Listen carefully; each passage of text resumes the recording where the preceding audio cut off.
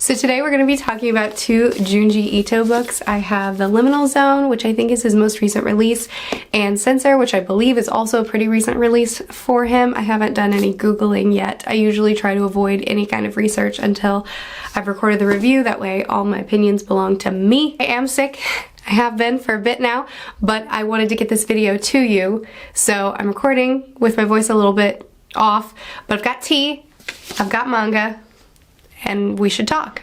But before we do, a shout out to today's sponsor, Cometeer. We need to talk, because I know you. I know what you do. You get a new manga or book, stay up way too late reading it, and then in the morning, you're a walking zombie paying the consequences for the bad decisions that you made. It was a great decision. Junji Ito's an amazing author. But I know what you do, which is why you need today's sponsor, Cometeer. Cometeer is a coffee that is flash frozen to lock in freshness. It's a completely new format of coffee and it is so delicious. They have a ton of different coffees to choose from with different notes of flavor that are so good. And you can have monthly shipments delivered to your door, and you can customize these boxes to your roast preferences, light, medium, dark, decaf. And they have new roasts to choose from every month. The process of making this coffee is the simplest thing, and I cannot emphasize to you enough how amazing it is to have this much convenience without sacrificing taste.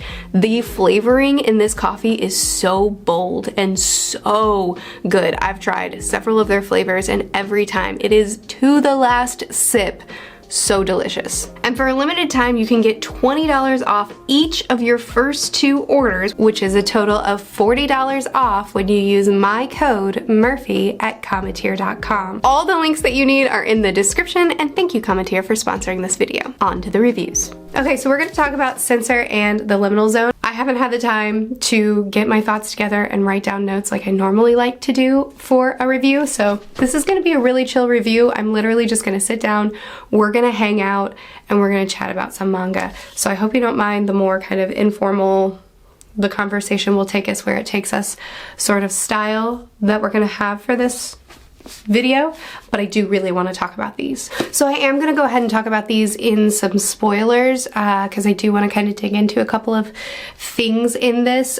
So if you haven't read them yet, then, I mean, to me, Junji Ito, what's appealing about his stories is what he brings in with the art and the kind of feeling that he brings through the page, not like what the plot is. So I guess it's up to you if you want to stick around or not, but I would definitely recommend reading these before we chat. But I am going to start with Censor because it is the one that I enjoyed significantly more.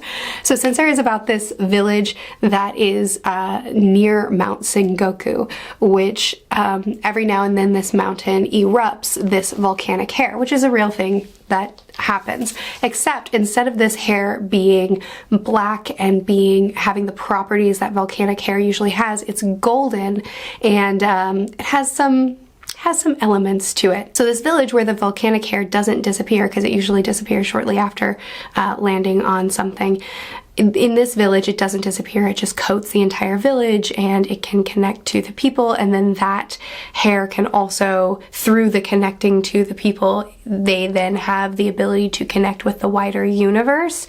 And that's, I guess, I mean, if you're here still, then you probably have read it, right? So I really enjoyed this. Junji Ito, he does weird horror, you know? Like he has these very, very strange concepts that he likes to play with. And at the beginning I was kind of on the fence about it, you know, when we've got like this village, this society that is connecting with the wider universe. We have this guy, you know, that is trying to access the records, the incomplete records of everything, always, all the time, like the whole universe. But Junji Ito does these very slow builds with his stories that escalate and escalate and escalate, and I ended up really, really loving it as we continued deeper and deeper into the story, as Byakuya, the girl who is called to the volcano and who the people were begging her to stay, and this reporter was so obsessed with being able to find her again as she was eluding him, and we kept kind of returning to the story in different ways. there were a lot of elements to this that I really, really enjoyed. So just pointing out some of my favorite elements of it. I really enjoyed when they went to the cliff where a lot of people will oftentimes jump off, and then they have this tea house where they try to save people, try to convince them to take a break and come into the tea house, and that when they were in that area and they were introduced to these suicide bugs, these spiders that are really grotesque looking, and they'll jump out to try to get underneath your feet, and then whenever you do accidentally step on them, because if you're not paying really close attention, you will end up stepping on them. They have this look about them like that's human. And then that whole element of them taking on the appearance of someone that you've lost, and then eventually speaking to you and telling you about, like, this is why I haven't moved on, and essentially they're trying to get underneath your feet so that they can get inside your mind and can haunt you, which is, you know, real psychological stuff. And I think that this book, I think that Censor especially, I think all of his stories do a really good job of being this kind of cosmic horror as well as a very internal psychological horror. He does such a good job of doing these things, like with the volcanic hair and with, you know, this village of people and the god that they're waiting on that comes down and is this like grotesque figure, and all these different time travel elements that are worked into this story that make the world feel bigger. You know, Junji Ito is really good at making the universe feel so big and so vast and so incomprehensible that literally anything could happen, and if it does, like, you will not understand it. And he does a good job of having this really great wide breadth of horror that is, in his horror oftentimes makes the reader feel really small, where we're just like, oh man, the universe is intangible, it's untamable. We are just people, and anything could step into our lives at any moment, and we are subject to it. And he does a really good job of doing this really wide scale horror of just making us feel little and insignificant, and make the universe feel big and incomprehensible, and like literally anything could happen, and we don't get a say because we are not the biggest thing in this universe. And I really like that. But also I connect even more with his psychological horror. That really close, unnerving horror is what I connect with as a reader far more than cosmic horror. And he does such a good job of also doing that, of balancing it out with that too. Like with things like this, where there's these anomalies, there's these strange things, like this bug that you just stepped on looks like someone familiar, and then it gets into your head, and then you're haunted by something you've done or something you've seen or something you've been affected by, and there's no escaping it. Actually, I think he does that with a lot of things. Like, a lot of his stories have a lot of his short stories, or his short stories within his wider stories, end with, and no one believed them. And I'm not, I haven't read every single Junji Ito, but I've read a couple now. And I've read four to be specific.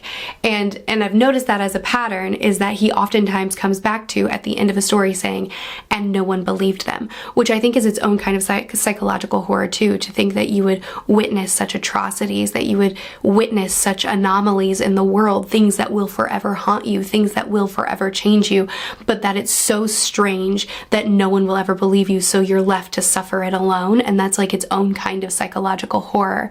And he does that where he takes these little things. That's why Uzumaki is still my favorite Junji Ito, because he took this little insignificant thing like a spiral, and he used it and used it and used it and found all the different ways that it could show up in your life, to the point that it got in my head.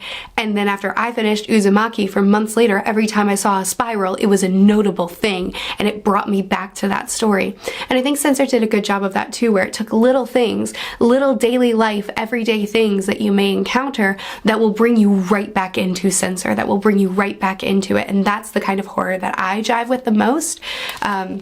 He does such a great job of just the feeling of unsettled, the feeling of being just very uncomfortable, and making everyday things feel not so safe anymore. That's my favorite kind of horror. And I think he does it really well. He gets under my skin and I don't even notice it because I'm turning pages and I'm so absorbed in the story that I don't notice how on edge I am until I turn that page. And he does, you know, the thing. I'll show you one. Though you probably know exactly what I'm talking about. Yeah, so like I'm moving and I'm grooving with this story.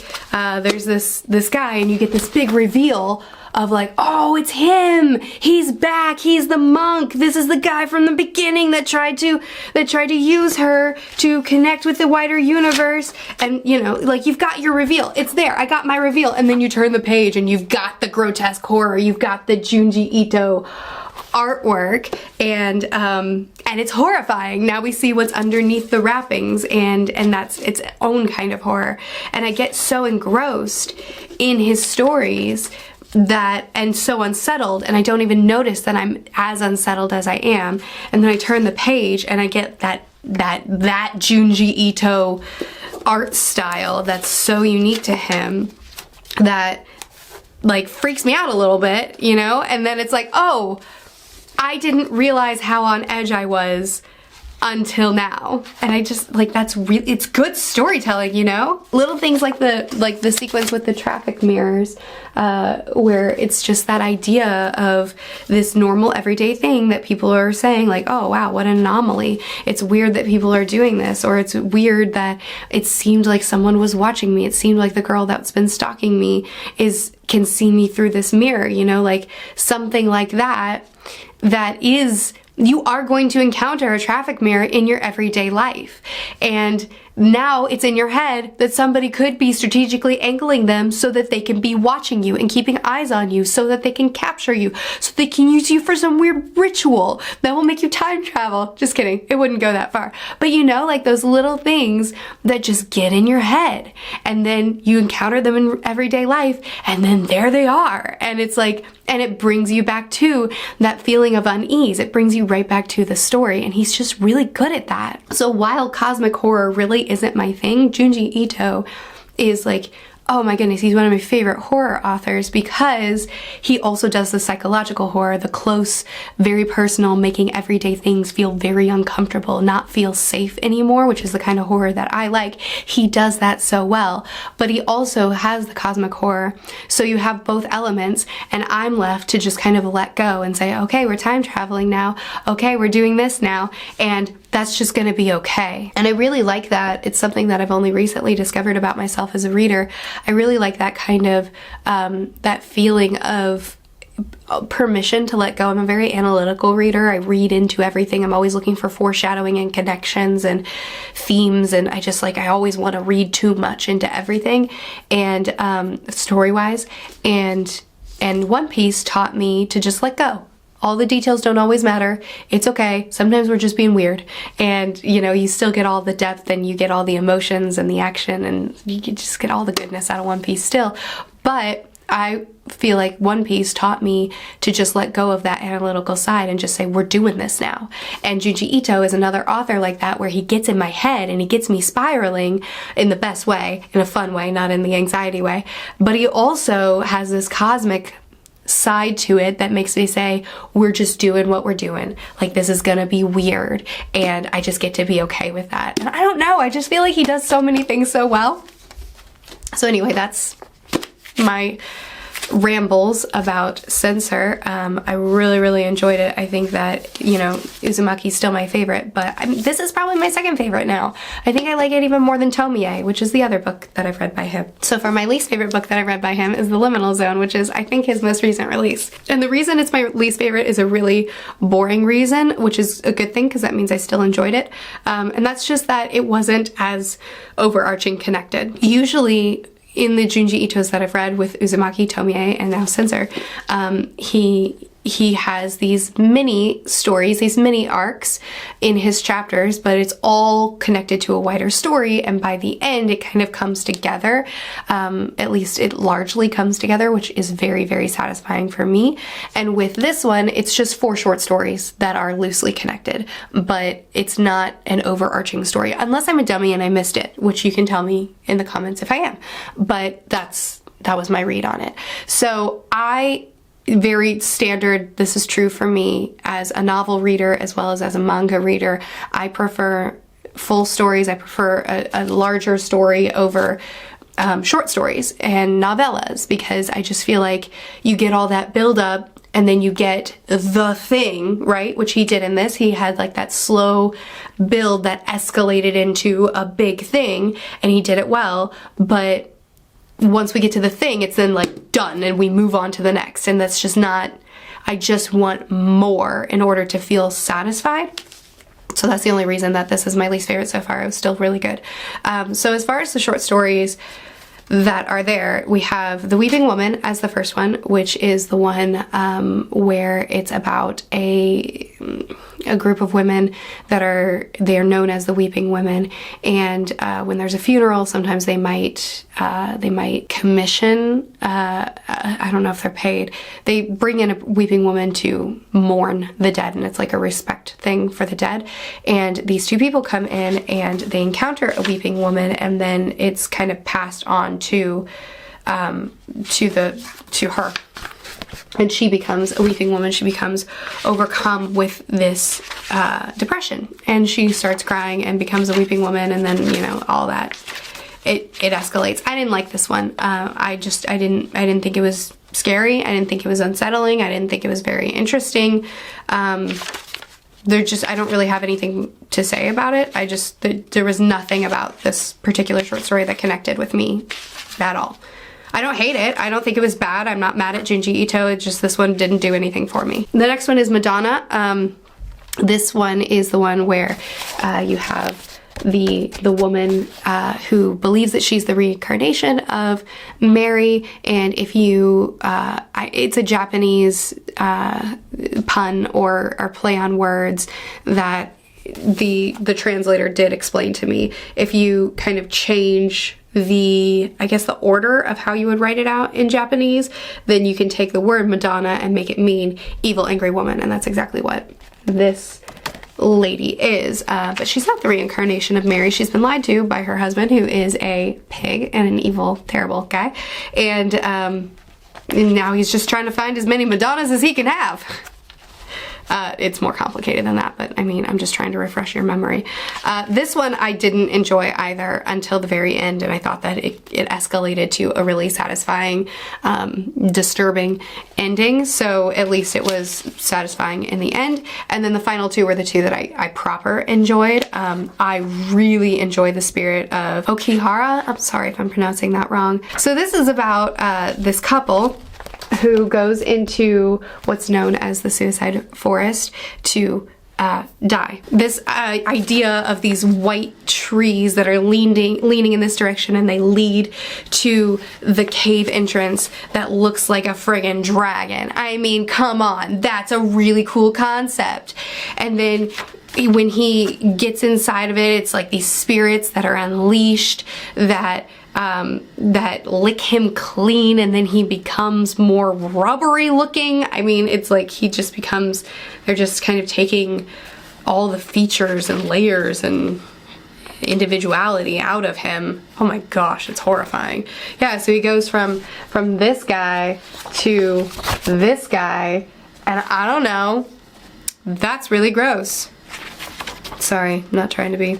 But anyway, so then he finds a friend, and the same thing happens to him, where he just completely transforms as they're going through this spirit dive thing. But the way the third one ended, with them all jumping into the spirit flow and with all of them becoming united with it, it's more of a cosmic ending. It's more of the wider, greater, like weirder kind of ending that he could give, and then kind of brought us back in the fourth story. And then you get into the final story of book. And the final story is this kind of murder mystery where this character is getting these memories implanted in his head, where he's able to, or where he wakes up and he thinks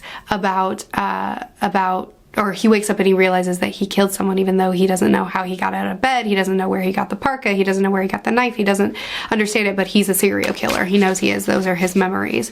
And it's very grotesque.